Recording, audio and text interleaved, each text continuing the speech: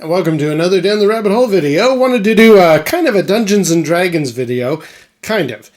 This is with regards to this, my Deities and Demigods book. This is one of the rule books that came out for AD&D, you can see in the corner.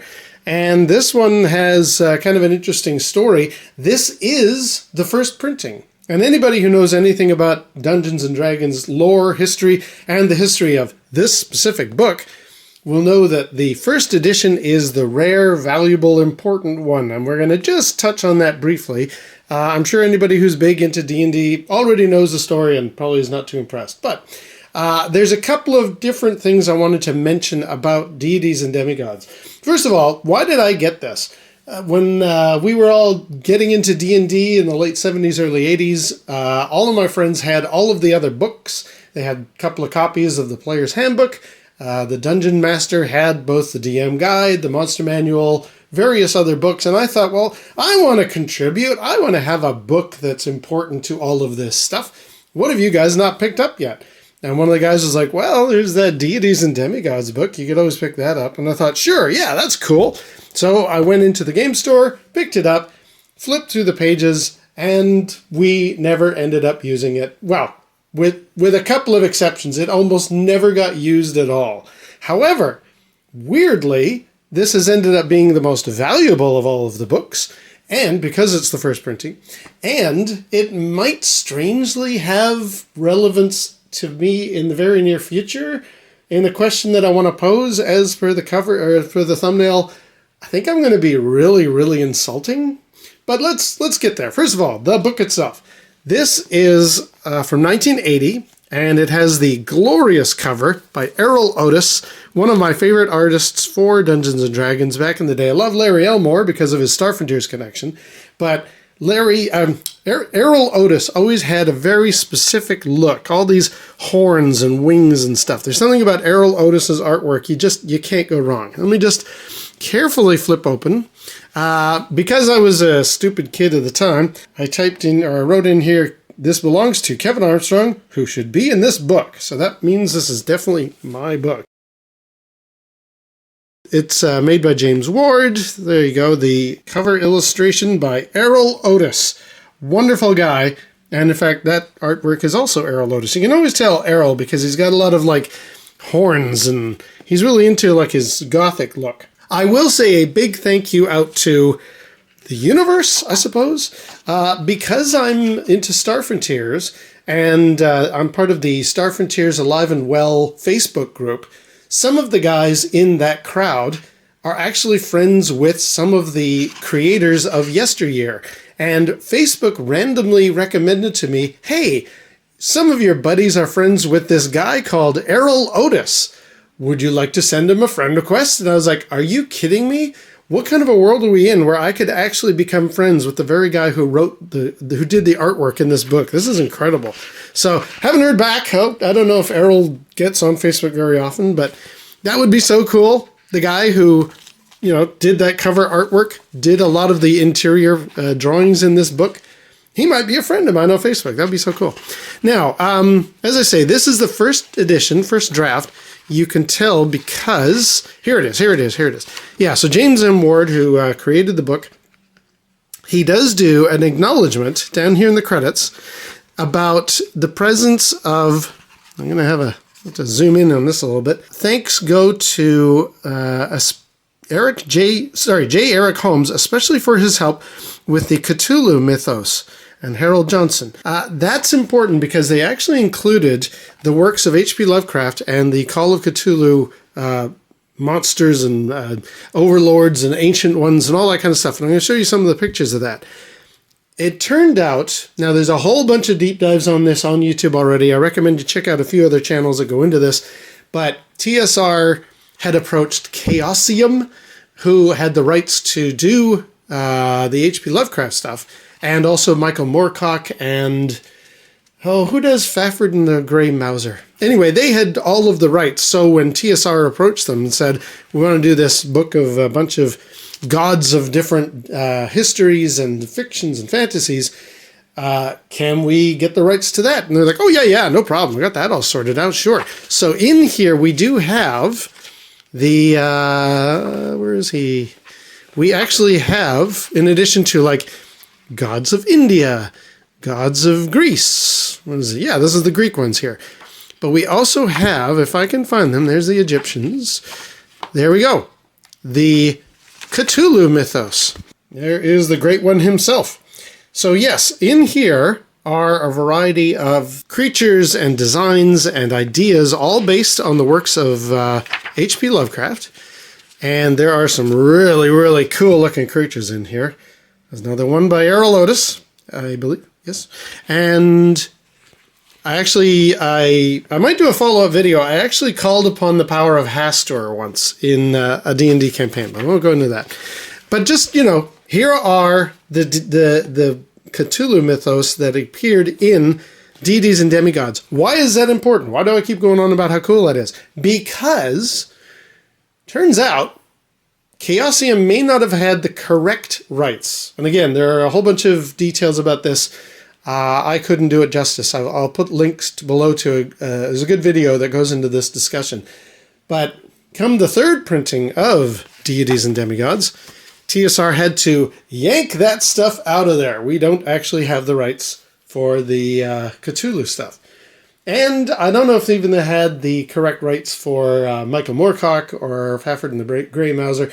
I think from the stories I've heard, Chaosium were going to be releasing their own game, which would eventually become Call of Cthulhu.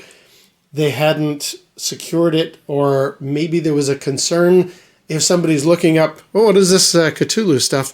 And they then discover, hey, I like the look of this. I want to discover it in a game. And somebody was just like, well, there's no game about Cthulhu from TSR, but there is one from this competitive company. Maybe that was why there was a change to take these out. Regardless, the Cthulhu stuff is not in third printing onward, and yet there is a whole thing down here. There's a separate section for the third printing that mentions what's going on there with the licensing and all that kind of stuff. So I have a modern story to tell regarding Deities and Demigods that I wanted to just ask the crowd, because I think I'm going to be, the potential is there to be really, really insulting, and I want to just get your gauge on it.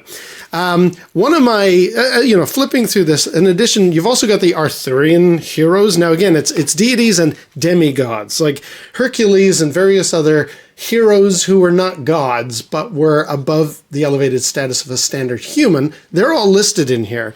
And so we have the Arthurian gods. We have people like the Knight of Quality, Sir Gerlon, King Arthur. You know, there's the D&D stats for King Arthur, if you want to include him. Galahad, Gawain. Where's Lancelot? You know Lancelot's got to be in here. Maybe he's got his own page. Where did they put Lancelot? I don't see him. Oh, he's even got Merlin in here. Wow. Oh, there's Lancelot. So yeah, you've got all of the Arthurian legends as well. As much as I thought that was cool, it was not anything we ever used. I mean, we're talking about characters with incredibly low armor classes, incredibly high hit points. The Cthulhu creatures are just like almost impossible to fight. But to my mind, as a kid, being in D&D, there was sort of this punk rock element. There was this one god that I stumbled across that I thought, oh yeah, that looks really hardcore rock and roll. I like the look of this guy. I'm going to see if I can find him. It's here. Central American mythos. I don't really have a good way to pronounce it. Quetzalcoatl? Is that the right way to say? The god of air, you know, the big god of Central America.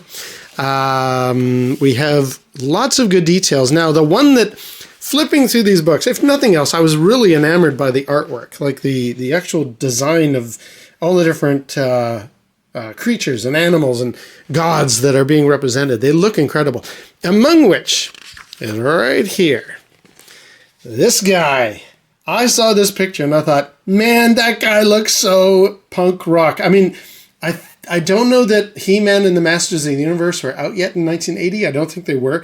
But doesn't that give you Skeletor vibes? Isn't that cool? I remember thinking to myself, yeah, I want to worship him. And I actually did have a lawful evil priest, one of my first evil characters. And I thought, yeah, I want to be worshiping this guy, the god of death. How the heck do you pronounce that? Now, you got to remember, this is 1980. we don't have the internet. We don't have YouTube with people in different parts of the world explaining to us the right way to pronounce stuff.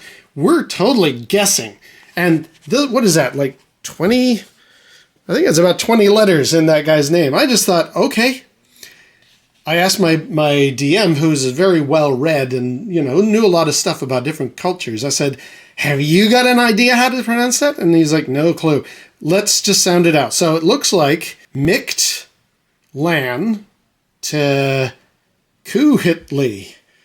Is that it? It's Mikt Lan to Kuhitli? Sure. Okay, we'll go with that. Mikt Lan. And eventually it started to roll off the tongue a little bit better. Miklantikutli. Yeah, that's that. We're going to go with that as the correct way to pronounce it. I have since, for a very good reason, looked up this guy. And you know what? We almost completely nailed it 45 years ago. I think it's Miklantikutli. Like I don't think it has the U sound that my friend and I, or my DM and I threw on there. But we were pretty close in getting that guy's name right first off the bat. And I just thought, oh my God, this is so cool. Now, why is this irrelevant? Why is this important? Well, first of all, total badass, like, evil god. He usually appears in lich form, and no undead is able to resist his commands. Any given time, he can summon 20 to 200 skeletons, 10 to 100 ghouls, 6 to 36 wights, which are probably one of the worst creatures you can ever encounter, and 2 to 5 specters. He can be summoned He can only be summoned after at least 50 live human sacrifices have been given to the god in worship. Like, what a totally, punk rock. If you're a teenager and you're just like into, not that D&D deserved any of the satanic panic concerns that it was getting back then, but if you were to at least try and point to something that deserves it, Miklantikutli is it. Like, look at him and the write-up for him. So damn cool. I don't think that's an Arrow Lotus picture, is it? Don't think it is. No. But I just love that artwork. I just love that god. And that is relevant because my wife and I are looking at where are some interesting destinations we have yet to tick on our box of travel. And I've often mentioned, like when I got the film camera many years ago, an old 8mm film camera, I remember saying to myself, I've done all these Star Wars destinations, and part of me wouldn't mind going to Tikal in Guatemala to see the Mayan ruins there. But Guatemala is maybe not the greatest and safest tourist destination. We brought it up once with our travel agent, and somebody at the next table piped up when he overheard us. He was like, wait a minute. Why don't you just go to Belize? It's right next door. It's right across the border from Tikal.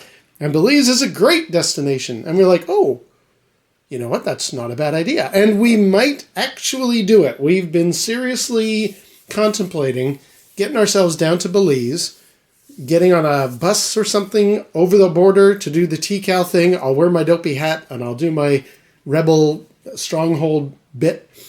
And I thought to myself, Belize is in Central America.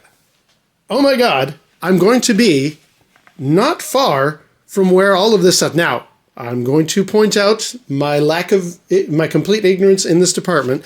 These are largely Aztec gods in here, and it is important to note that Miklantikutli is definitely an Aztec god, and that's more the Mexico side of things.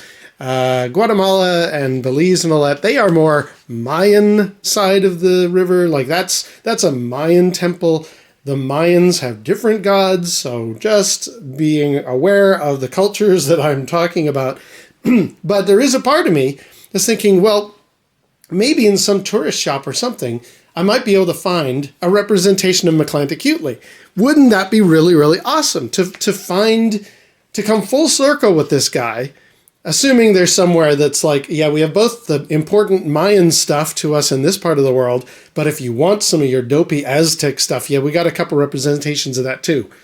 And me running into the shop, oh my God, you've got a Miklantikutli figure, just statue, little stone god guy. That'd be so cool. Can I buy him? That's cool. Let me tell you about Arrow Lotus and the Dungeons and Dragons, Deities and Demigods book.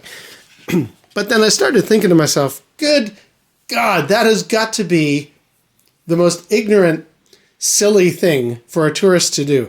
Especially because when I decided to look up how do you actually properly pronounce this guy, there's quite a few videos on YouTube about legit historic Mictlantecuhtli. And he's a scary guy.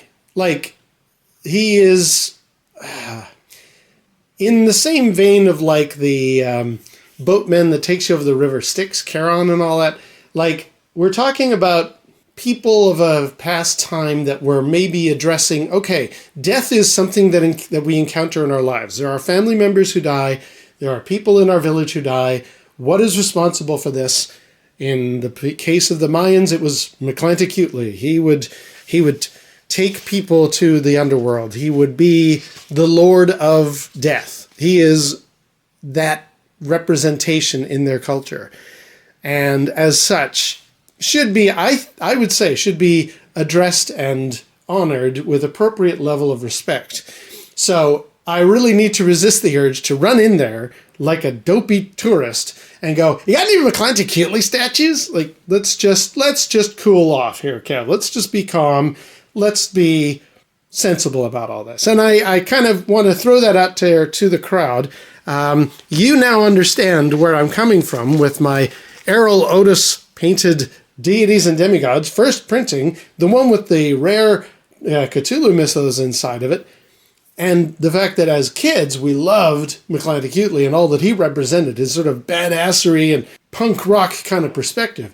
All of that stuff is sure, that makes sense, but do you really want to go into some shop or to some tourist person, somebody who knows the landscape well, and just start hammering on about some god, especially one that represents a sad chapter of early civilization life? Like, it's a little bit like somebody going to Europe and saying, oh, I want to get a little statue of the Black Plague or something. It's like, well, I don't know that that's really all that sensitive and thoughtful and respectful. So I'm very tempted, if I go to Belize, to look for something that is Mictlantecuhtli representative, but I'm also going to do so very carefully and walk on eggshells, because I don't need him to come and visit me in the middle of the night and take me down to the underworld either. So, all right, going to leave it there. That is my story about the Deities and Demigods book, first printing from 1980. Useless book that I bought because I thought, well, I want to contribute to our D&D campaign. Totally valueless except for a couple of things. Mictlantecuhtli being one of them. Now that might come full circle. That's pretty cool. And yeah, this is apparently quite a rare book. Now it goes for a couple $100 on eBay. Mine has seen better days. You can see it's like pretty frayed and the spine is about to come off, but it's 45 years old. What do you expect? Anyway, I'm going to leave it there until next time. I'll see you down the rabbit hole.